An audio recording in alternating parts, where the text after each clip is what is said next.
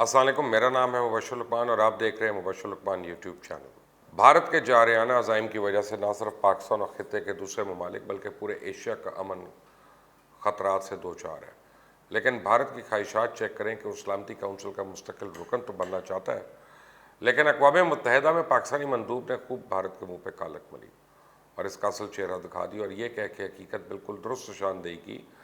کہ عالمی معاملات میں اہم فیصلے کرنے والے حساس بین الاقوامی ادارے میں ایک فضائی ریاست کی قطعاً کوئی گنجائش نہیں۔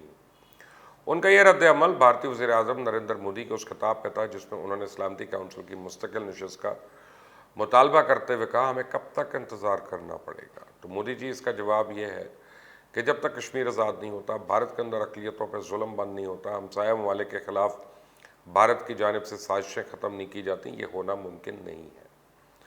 منیر اکرم نے بھارت کی اس خواہش کو دیوانے کا خواب قرار دیتے ہوئے واضح کیا کہ دنیا ایک بدترین ریاست بھارت کو سلامتی کونسل کا مستقل رکن ہرگز نہیں دیکھنا چاہتی۔ انہوں نے کہا کہ اقوام متحدہ میں اصلاحات پاکستان بھی چاہتا ہے، لیکن وہ غیر مستقل ارکان کی تعداد میں اضافے کا حامی ہے، کیونکہ سلامتی کونسل کے غیر مستقل اراکین کی تعداد جو فی الوقت 10 ہے بڑھا کر 20-21 تک کر دی جائے تو اس فیصلہ ساز مجلس میں اقوام متحدہ کے 193 اراکین کی بہتر نمائندگی ہو سکے گی۔ واضح رہے کہ اقوام متحدہ کے کم از کم 30 رکن ممالک سلامتی کونسل کی پرماننٹ نشستوں کی بجائے غیر مستقل نشستوں میں اضافے کے حامی ہیں، اور سلامتی کونسل کا مستقل رکن چائنا بھی جو اپنی اس حیثیت کی بنا پہ ویٹو پاور رکھتا ہے، اسی موقف کا علمبردار ہے۔ تاہم بھارت کے علاوہ برازیل، جرمنی اور جاپان بھی سلامتی کونسل کی مستقل نشست کے حصول کے لیے کوشاں ہیں۔ جہاں تک بھارت کا تعلق ہے تو جس فرقہ پرستی تعصب اور تنگ نظری کا مظاہرہ یہ ریاست روز اول سے کرتی آ رہی ہے، کشمیر کے معاملے سے جس ڈٹائی کے ساتھ کشمیری عوام کے حق خود ارادیت کی ضامن اقوام متحدہ کی قراردادوں کا عملاً مذاق اڑایا، اس کے پیش نظر بھارت سلامتی کونسل کی مستقل نشست پانے کا کسی بھی طور حقدار نہیں، اور اس حوالے سے حقیقتاً تو سلامتی کونسل کی ذمہ داری یہ ہے کہ اپنی قراردادوں کی مسلسل خلاف ورزی پہ وہ بھارت کے خلاف ویسے ہی اقدامات عمل میں لائے جس کی مثال کئی دوسرے ملکوں کے معاملے میں اس کی جانب سے قائم کی گئی۔ سلامتی کونسل کی مستقل نشست کے لیے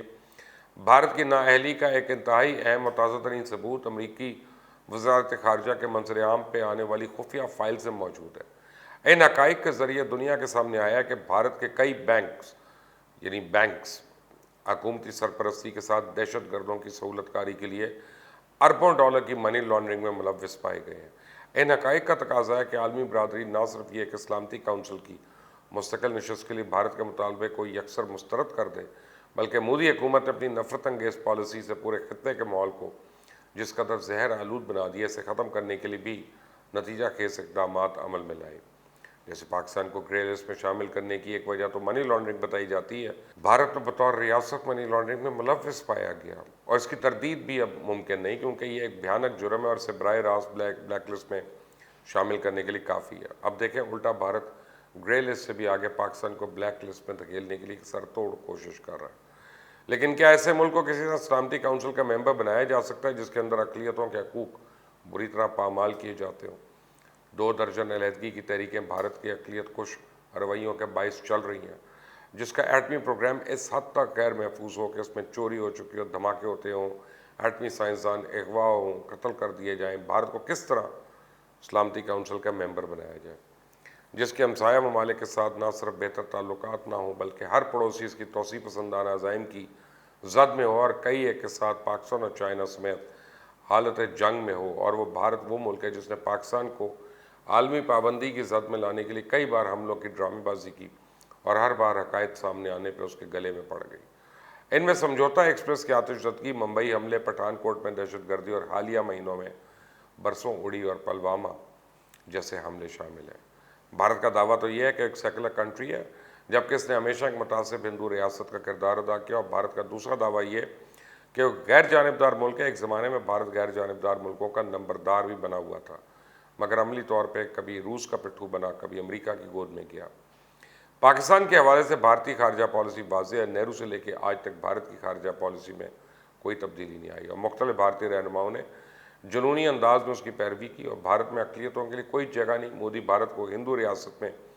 تبدیل کرنا چاہتا ہے۔ بھارت نے پاکستان کو تنہا کرنے کی ہر ممکن کوششیں کی، لیکن اپنی جغرافیائی اور سیاسی محل وقوع کے باعث پاکستان مستحکم ہوتا جا رہا ہے۔ بھارت اپنی خارجہ پالیسی کے حوالے سے کلیئر ہے کہ پاکستان سے کوئی رعایت نہیں کرنی، کشمیر پہ کوئی سمجھوتا نہیں کرنا، ہمیں بھی اپنی صفوں میں اتحاد قائم کرنا ہوگا۔ بھارت بڑا ملک تو ہے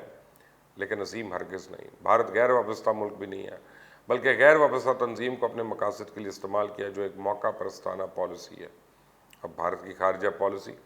بالخصوص پاکستان کے حوالے سے واضح اور پاکستان کو زخم پہنچانے کا کوئی موقع تو ہاتھ سے نہیں جانے دے رہا۔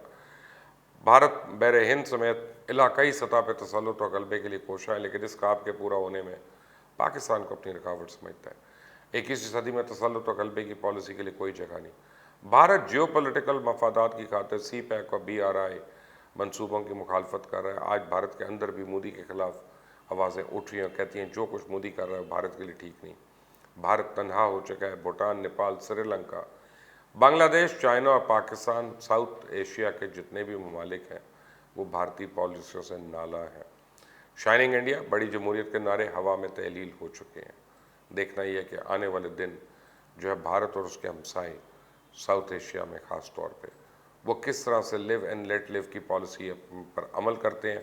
کیونکہ کہتے ہیں کہ 21ویں صدی دس از دی ایج آف کو ایگزسٹنس اور نو ایگزسٹنس۔ انٹل نیکسٹ ٹائم، اللہ حافظ۔